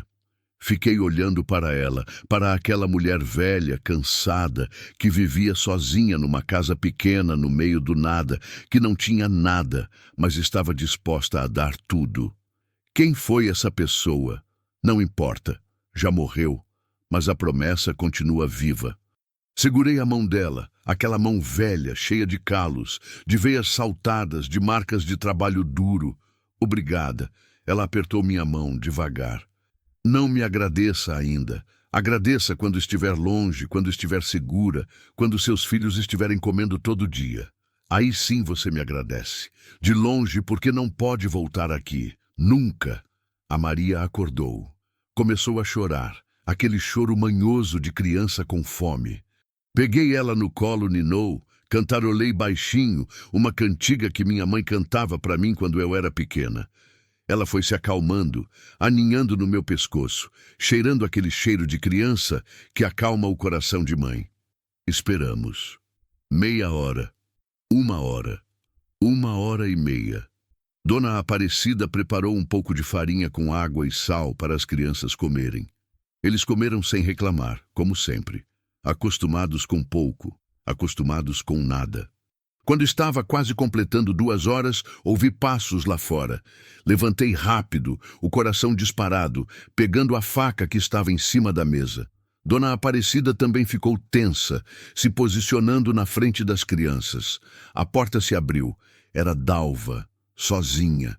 Estava pálida, os olhos vermelhos, as mãos tremendo. Entrou devagar, como se as pernas não sustentassem direito, e se sentou no chão, encostando na parede, a cabeça entre as mãos. "E o Miguel?" Perguntei, já sabendo a resposta. "Ficou lá." A voz dela saiu quebrada. "Com a mãe dele. A mãe, morta, esfaqueada, jogada no chão da cozinha. O pai também. Os dois mortos. Sangue por tudo." Fechei os olhos, sentindo a bile subir. Dona Aparecida fez o sinal da cruz. O João segurou minha mão, apertando forte, sem entender direito, mas sentindo o peso da notícia. "O menino viu?" "Viu." Entrou gritando, chamando pela mãe. Eu tentei impedir, mas ele empurrou. Correu para dentro. Quando viu, caiu de joelhos. Começou a gritar, a chamar, a puxar o corpo dela, achando que ia acordar. Tive que arrancar ele de lá. Tive que puxar com força, ele se debatendo, gritando que queria ficar, que não ia deixar a mãe sozinha. Onde ele está agora? Levei para a casa do seu Benedito, o vizinho mais próximo. Expliquei o que aconteceu. Eles vão cuidar dele, vão avisar as autoridades. Não falei de você, não falei do ouro. Não falei de nada. Só disse que encontramos o menino perdido na tempestade e levamos para a mãe, que achamos ela morta. E acreditaram. Não sei, mas não perguntaram muito. Morte no sertão é comum. Ninguém quer se envolver. Sentei no chão também, as pernas fracas. 2 pessoas mortas. Por causa de mim. Por causa de um baú de ouro que eu achei sem procurar, que eu não pedi, que eu não queria. 2 pessoas que acordaram ontem achando que era um dia normal e foram dormir no sono eterno, violentadas, mortas como animais. "Isso é culpa minha", disse, a voz saindo rouca. "Não é", Dalva respondeu, levantando a cabeça. "É culpa de homens que matam por ganância. É culpa de um mundo que ensina que a vida de pobre não vale nada. É culpa de tudo, menos sua. Mas se eu não tivesse achado aquele ouro, eles iam morrer por outro motivo. Gente como o Tonho sempre acha desculpa para matar. Você só foi a desculpa da vez, mas não me consolou, não aliviou o peso, não mudou o fato de que eu tinha colocado todo mundo em perigo por querer uma vida melhor, por querer comida na mesa, roupa limpa para os meninos, um teto que não vazasse. Dona Aparecida se aproximou. Ajoelhou na minha frente. "Escuta aqui", disse, a voz firme. "Você pode ficar aí se martirizando, se culpando, carregando o peso do mundo nas costas. Ou pode levantar, pegar seus filhos e sair daqui antes que seja tarde demais. A escolha é sua, mas escolhe rápido, porque tempo é coisa que você não tem. Ela tinha razão. Luto e culpa eram luxos que eu não podia pagar agora. Levantei, limpei o rosto, respirei fundo. A gente vai embora agora, disse. Hoje mesmo. Para onde? Não sei ainda, mas longe. Para o sul, talvez. Goiás, Mato Grosso, qualquer lugar onde ninguém me conheça. Dona Aparecida foi até um baú velho no canto da casa, abriu, mexeu dentro, tirou algumas coisas. Voltou com um vestido, um lenço, um par de sandálias velhas. Veste isso, disse dando para mim. Tira essa roupa que todo mundo conhece. Prende o cabelo, cobre a cabeça, tenta parecer diferente. Obedeci. Troquei de roupa ali mesmo, sem pudor. Sobrevivência não tem vergonha. Vesti o vestido, que era largo demais, amarrei na cintura com um barbante. Prendi o cabelo e cobri com o lenço. Calcei as sandálias, que apertavam nos dedos, mas serviam. Dalva também trocou de roupa. Dona Aparecida deu roupas limpas para as crianças, roupas que deviam ser de filhos ou netos que ela teve um dia e que não estavam mais ali. Não perguntei. Algumas histórias são pesadas demais para serem contadas. Leva isso, Dona Aparecida disse, entregando um embrulho. Tem farinha, rapadura, um pedaço de carne seca. Não é muito, mas sustenta uns dias. Eu não posso pegar sua comida. Pode sim. Eu arrumo mais. Vocês vão precisar. Peguei. Guardei junto com o saco de ouro, aquele saco maldito que estava destruindo tudo. Tem uma carroça que passa aqui todo sábado de manhã. Dona Aparecida continuou. O Zé Raimundo, que leva mercadoria para vender nas cidades. Ele deve passar daqui a pouco. Se vocês esperarem escondidas na curva da estrada, podem pedir carona. Ele é bom homem, não cobra muito. E não faz pergunta. Hoje é sábado? É. Perdi a conta dos dias. Perdi a conta de tudo. A gente vai esperar, então. Dona Aparecida abraçou cada um dos meus filhos. Demorou no abraço. Apertou forte, como se estivesse se despedindo para sempre. Depois, abraçou Dalva. E, por fim, me abraçou. Você é forte, disse no meu ouvido. Mais forte do que imagina. Vai dar tudo certo, confia. Como a senhora sabe? Porque mulher que sobrevive ao que você sobreviveu não é de desistir fácil. Pode chorar, pode cair, pode duvidar, mas não desiste. E no fim, sempre dá um jeito. Saímos pela Porta dos Fundos, seguindo uma trilha que cortava pelo mato, longe da estrada principal. O sol já estava alto, queimando forte, secando as poças de água que a tempestade tinha deixado. O chão era barro vermelho, grudando nas sandálias, pesando os passos. Andamos quase meia hora até chegar na curva que Dona Aparecida tinha indicado. Era um lugar escondido, com árvores dos dois lados, onde dava para ver a estrada, mas não ser visto facilmente. Nos escondemos atrás de uma moita, sentamos no chão, esperamos. As crianças estavam cansadas, quietas. O João segurava a mão da Maria, protegendo, do jeito que irmão mais velho faz. Dalva ficou vigiando a estrada, atenta a qualquer movimento. Eu segurava o saco de ouro, aquele peso que era físico e emocional, que carregava toda a desgraça que tinha caído sobre nós. Pensei em enterrar ali mesmo, cavar um buraco, jogar dentro, cobrir e ir embora sem nada. Voltar a ser invisível, pobre demais para importar, sem nada que valesse a pena roubar. Mas não fiz, porque aquele ouro tinha custado vidas, tinha custado sangue, e jogar fora seria desperdiçar o sacrifício, seria tornar tudo inútil. Então, decidi. Ia usar, mas ia usar para o bem, para dar vida digna aos meus filhos, para ajudar quem precisava, para fazer diferença, mesmo que pequena, no mundo que só sabia tirar. Se aquilo era maldição, eu ia quebrar a maldição. Ia transformar desgraça em esperança. Ia pegar aquilo que foi tirado com violência e devolver com bondade. Não sabia se ia conseguir, não sabia se era possível, mas era a única forma que eu via de continuar vivendo sem enlouquecer de culpa. Foi quando ouvi o barulho da carroça, madeira rangendo, roda chiando, cavalo bufando. Vinha devagar pela estrada, levantando poeira vermelha. É ele, Dalva sussurrou. Levantei e peguei as crianças pela mão. Quando ele parar, a gente sai, rápido e quieto. Entenderam?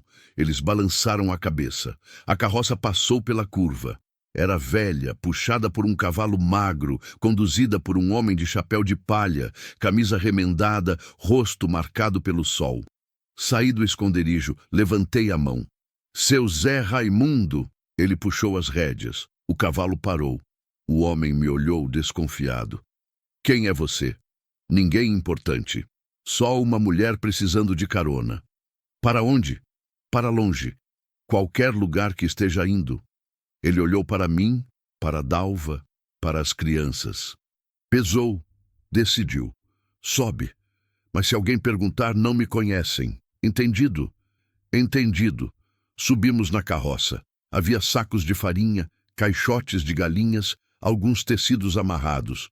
Sentamos entre os sacos, escondidas, quietas. O homem estalou a língua. O cavalo voltou a andar. Olhei para trás uma vez, vi o lugar onde tínhamos nos escondido, o mato fechado, a curva da estrada. Além, bem além, quase não dava para ver, a casa da dona Aparecida, pequena, solitária, mas cheia de bondade. Depois virei para frente, para o caminho que não conhecia, para o futuro incerto, para a vida que teria que reconstruir do zero de novo, mais uma vez. As crianças se aninharam no meu colo. Dalva segurou minha mão.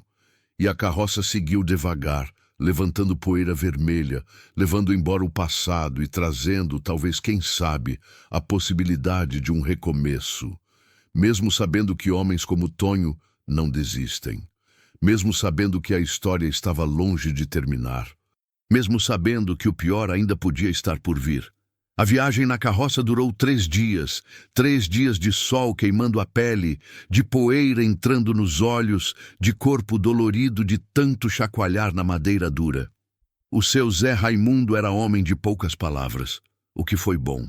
Não fez perguntas, não quis saber de onde vínhamos, para onde íamos, por que estávamos fugindo. Só dirigia o cavalo, parava de vez em quando para dar água ao animal, dividia com a gente o pouco que tinha de comida. Paramos em 2 vilarejos no caminho, lugares pequenos, esquecidos, onde o tempo parecia ter parado décadas atrás. Seu Zé Raimundo vendia farinha, comprava o que conseguia, trocava o que não vendia. A gente ficava quieta na carroça, escondida entre os sacos, sem fazer barulho, sem chamar atenção. No 3º dia, chegamos num lugar chamado Córrego Fundo. Não era maior que São João do Araguaia, mas era diferente, mais isolado, mais distante, mais esquecido. Ficava na divisa entre Goiás e Tocantins, cercado por cerrado seco, com uma única rua de terra, umas 15 casas espalhadas, uma igrejinha pequena de madeira pintada de branco descascando e um armazém que servia de venda, correio e ponto de encontro. É aqui que termina a minha viagem, seu Zé Raimundo disse, parando a carroça na frente do armazém. Vocês vão ficar? Olhei em volta. O lugar era feio, pobre, seco, mas tinha uma coisa que os outros lugares não tinham. Ninguém me conhecia aqui. Ninguém sabia da minha história. Ninguém ia me procurar. Vamos, respondi. Ele balançou a cabeça, ajudou a gente a descer, tirou os poucos pertences que tínhamos. Quanto eu devo pela viagem? Ele olhou para mim, para as crianças magras, para a Dalva que carregava o saco pesado. Nada, já está pago. Mas eu posso... Não pode, não. Mulher fugindo não paga passagem. É regra minha. Tentei insistir, mas ele já estava subindo de volta na carroça, pegando as rédeas. Tem uma casa vazia no fim da rua, disse antes de ir embora. Do lado de uma mangueira velha. O dono morreu, não tem herdeiro, ninguém vai ligar se vocês ficarem lá. E se alguém perguntar, falem com a dona Lindaura do armazém. Ela manda aqui. Estalou a língua. O cavalo se mexeu. A carroça se foi, sumindo na estrada de terra, levantando poeira vermelha. Ficamos ali paradas, às 4, no meio daquele lugar desconhecido, debaixo de um sol que parecia ter raiva do mundo. As crianças olhavam em volta, curiosas, assustadas. Dalva segurava o saco com força, como se alguém fosse arrancar a qualquer momento. Vamos ver essa casa, disse. Andamos até o fim da rua. Não tinha quase ninguém. Só uma mulher velha sentada numa cadeira na sombra, olhando para o nada. Um cachorro magro, dormindo debaixo de uma carroça quebrada. 2 crianças descalças brincando com um pneu velho. A casa estava exatamente onde seu Zé Raimundo tinha falado. Do lado de uma mangueira que devia ter uns 100 anos, com o tronco grosso e torto, os galhos retorcidos, se espalhando feito guarda-chuva. A casa era pequena, de taipa, com telhado de palha meio caído de um lado. A porta estava trancada com um arame. As janelas sem vidro, só venezianas de madeira penduradas tortas. Tirei o arame, empurrei a porta. Rangeu, resistiu, cedeu. Entramos. Cheirava a abandono, a mofo, a tempo parado. Tinha uma sala pequena com um chão de terra batida, uma mesa velha caída de lado, 2 bancos quebrados. Uma porta levava para um quarto minúsculo, vazio, só com teias de aranha nos cantos. Tinha uma cozinha nos fundos, se é que podia chamar aquilo de cozinha. Só um canto com 3 pedras no chão para fazer fogo e uma prateleira torta na parede. Mas tinha teto, tinha paredes, tinha porta. Era mais do que a gente tinha. Dá para ficar, Dalva disse olhando em volta. Dá. Colocamos nossas coisas no chão. O saco com o ouro, o embrulho de comida, as poucas roupas. Era tudo o que tínhamos no mundo. Passei o resto do dia limpando. Tirei as teias de aranha, varri o chão, consertei a mesa, ajeitei os bancos como pude. Dalva foi buscar água num poço comunitário que ficava no meio do vilarejo. As crianças ajudaram, pegando gravetos secos para fazer fogo, catando folhas de bananeira para forrar o chão onde a gente ia dormir. Quando a noite chegou, acendi fogo na cozinha. Fiz farinha com água e o pedaço de carne seca que Dona Aparecida tinha dado. Comemos sentados no chão, em silêncio, cansados demais para conversar. Depois que as crianças dormiram, eu e Dalva ficamos acordadas, olhando o fogo morrer aos poucos.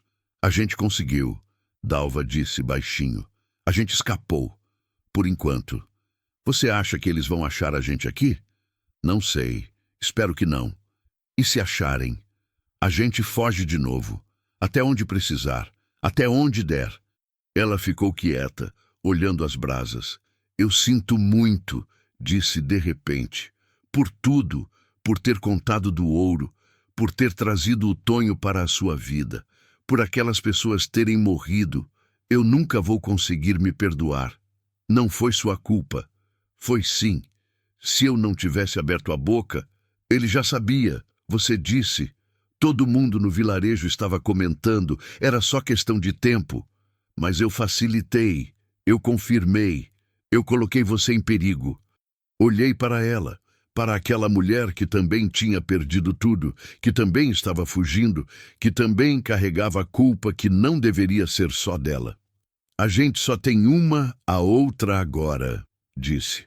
Não adianta ficar remoendo o passado. Não adianta se culpar. Não muda nada. A gente só pode seguir em frente. Tentar fazer melhor. Tentar sobreviver mais um dia. Ela limpou os olhos, balançou a cabeça. Você é forte demais. Não sou não. Só sou cansada. Cansada demais para desistir. Os dias foram passando. 1 semana. 2. 1 mês. Córrego Fundo era lugar de gente calada, desconfiada, mas não curiosa demais. Ninguém perguntou de onde tínhamos vindo. Ninguém quis saber nossa história. A gente era só mais uma família de mulheres sozinhas tentando sobreviver. O sertão estava cheio disso. Comecei a trabalhar, lavava roupa para quem pagava, ajudava na colheita quando tinha, carregava água para os mais velhos, Dalva costurava, remendava, consertava roupa rasgada. As crianças ajudavam no que podiam. O João começou a trabalhar com um senhor que criava cabras, ganhando 1 litro de leite por dia. A Maria ajudava uma senhora a cuidar de galinhas, ganhando ovos. Usei o ouro com cuidado, muito cuidado. Uma moeda a cada 2 meses, sempre em cidade diferente, sempre com história diferente. Disse que tinha vendido uma vaca. Disse que tinha recebido herança de um tio distante. Disse que tinha juntado de muito trabalho. Histórias simples. Histórias que pobre conhece. Com o dinheiro, comprei coisas aos poucos. Uma panela melhor, cobertores, roupas novas para as crianças, telhas para consertar o telhado, madeira para fazer camas de verdade. Não muito de uma vez. Só o suficiente para melhorar sem levantar suspeita. E devagar, muito devagar, a casa foi virando lar. Pintei as paredes com barro branco misturado com água. Plantei umas mudas de couve e alface no quintal. Consertei as venezianas. Dalva fez cortinas com retalhos de tecido que uma senhora tinha dado. As crianças penduraram desenhos feitos com carvão nas paredes. Pela primeira vez em muito tempo, a gente tinha rotina. Acordava cedo, tomava café junto, trabalhava, voltava no fim do dia, jantava, conversava, dormia. Dias normais. Dias sem medo. Dias que pareciam que podiam continuar assim para sempre. Mas eu sabia que não ia durar. No fundo, sempre soube.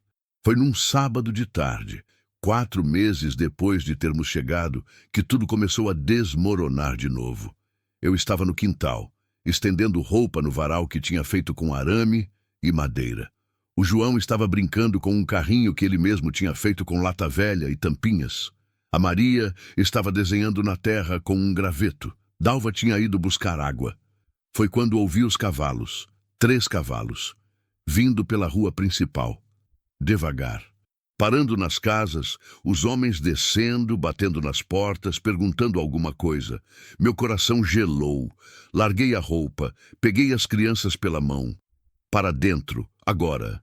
Quietos. Eles viram o medo no meu rosto, obedeceram sem perguntar. Entramos na casa. Fechei a porta. Olhei pela fresta da veneziana. Os homens estavam cada vez mais perto. 2 deles eu não conhecia, mas o terceiro era Tonho Brás. Alto, magro, de chapéu sujo, faca grande no cinto. O mesmo homem que eu tinha visto sair do meu galpão semanas atrás. O mesmo homem que tinha matado os pais do Miguel. O mesmo homem que estava me caçando. Eles pararam na casa da dona Sebastiana, a vizinha mais próxima. Bateram na porta. Ela abriu. Tonho falou alguma coisa. Mostrou alguma coisa. A mulher balançou a cabeça. Apontou. Apontou para a minha casa. O mundo parou. Tonho olhou na direção que ela tinha indicado. Sorriu. Um sorriso sem alegria, sem vida. Um sorriso de quem encontrou o que procurava. Começou a andar na minha direção. Mãe, quem são aqueles homens? João perguntou, a voz tremendo. Homens ruins, meu filho. Muito ruins. O que eles querem? Olhei para ele, para a Maria, para aquelas crianças que tinham passado fome comigo, tinham fugido comigo, tinham reconstruído a vida comigo. Crianças que mereciam paz, segurança, infância. E eu ia ter que lutar de novo, ia ter que proteger de novo, ia ter que ser forte de novo. Mesmo sem saber como, mesmo sem ter arma, mesmo sendo só uma mulher contra 3 homens armados. Mas era minha família, eram meus filhos. E mãe que protege filho, vira leoa. Peguei a faca de cozinha, a única arma que tinha. Pequena, cega, mas era o que tinha. Vocês 2 vão para o quarto. Entram embaixo da cama. Não saem, não fazem barulho. Aconteça o que acontecer. não saem. Entenderam? Mãe, obedece. Eles correram. Entraram no quarto. Ouvi o barulho deles se enfiando embaixo da cama. Fiquei parada na frente da porta, faca na mão, coração batendo tão forte que parecia que ia sair pela boca. Os passos se aproximaram, pararam na frente da porta. Uma batida, forte, seca. Abre a porta. A voz de Tonho era calma demais. Calma de quem já ganhou. Sei que você tá aí dentro, não adianta se esconder. Não respondi. Outra batida, mais forte. Não vou pedir de novo. Silêncio. E então, o chute. A porta rangeu, mas resistiu. Outro chute. A madeira rachou. Terceiro chute. A porta se abriu, batendo na parede. Tonho entrou. Os outros dois atrás dele. Ele me viu. Olhou para a faca na minha mão. Sorriu. Vai fazer o quê com isso? Me cortar? Não respondi. Só segurei firme, em posição. Eu não quero problema, ele disse, dando um passo na minha direção. Só quero o que é meu, não é seu. Também não é seu. Você achou. Eu achei você. Agora é meu. Sai da minha casa. Ele deu uma risada curta. Sua casa? Olha para isso. Isso não é casa. Isso é buraco. Mas tá bom. Se você entregar o ouro, eu saio. Simples assim.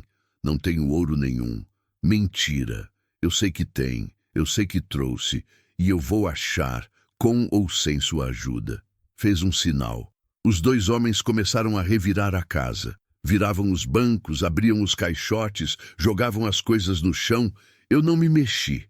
Não podia me mexer. Se me mexesse, atacaria. E se atacasse, morreria. Foi quando ouvi a voz. Para. Era Dalva. Estava parada na porta, uma pedra grande na mão. Sai daqui, Tonho. Agora. Ele virou, olhou para ela, riu. Olha só. A traidora. Pensei que tivesse morrido. Deveria ter morrido, mas não morri. E não vou deixar você machucar essas pessoas. Você não vai deixar? E o que você vai fazer? Me jogar uma pedra? Se precisar. Ele deu um passo na direção dela. Ela não recuou. Você me deve, Dalva. Me deve muito. E chegou a hora de pagar. Eu não devo nada para você. Deve sim. Eu salvei sua vida. Escondi você do Arildo. E você me pagou com traição. Eu não traí ninguém. Traiu. Fugiu sem me dizer. Levou o que era meu. Ela não é sua propriedade. Mas o ouro é. Foi rápido. Tonho puxou a faca do cinto, avançou. Dalva gritou, jogou a pedra. Acertou ele no ombro. Ele tropeçou, mas não caiu. Um dos outros homens pulou em cima dela. Derrubou, segurou. Eu não pensei. Corri, com a faca levantada, com toda a raiva que tinha dentro. Mas o terceiro homem me segurou antes. Puxou meu braço com força, torceu. A faca caiu. Ele me empurrou contra a parede, segurando meu pescoço. Não conseguia respirar. Via pontinhos pretos na frente dos olhos. Ouvia Dalva gritando. Ouvia as crianças chorando no quarto. Tonho se levantou, limpando o sangue do ombro. Olhou para mim com ódio. Onde está? Não respondi. Ele fez um sinal. O homem apertou mais. Eu ia desmaiar. Última chance. E foi quando ouvi. Pá! Um tiro. Seco. Alto. Fazendo todo mundo congelar. O homem que me segurava soltou. Caí no chão, tossindo, tentando respirar. Olhei para a porta, era Dona Lindaura, a dona do armazém. Mulher gorda, baixa, de tranças brancas, com uma espingarda velha nas mãos, ainda fumegando. Saiam da minha vila, disse ela, a voz firme. Agora. Tonho olhou para ela, para a espingarda, para os outros homens. Isso não é problema seu. É sim. Essa mulher vive aqui, trabalha aqui, faz parte daqui. Mexer com ela é mexer comigo e com todo mundo daqui. Como para provar, outras pessoas começaram a aparecer. Homens com foices, enxadas, facões, mulheres com pedras, paus, crianças até olhando com raiva. Tonho percebeu. Estava em menor número. Isso não acabou, disse olhando para mim. Você me ouviu? Não acabou, saiu. Os outros dois atrás dele montaram nos cavalos, foram embora, mas antes de sumir na curva da estrada, Tonho olhou para trás uma última vez. E eu soube que ele ia voltar, soube que aquilo estava longe de terminar. Soube que um dia, talvez breve, talvez não, a gente ia ter que enfrentar de novo. Mas por enquanto, naquele momento, estava viva. Meus filhos estavam vivos. Dalva estava viva. E por mais um dia, a gente tinha vencido. Por mais um dia.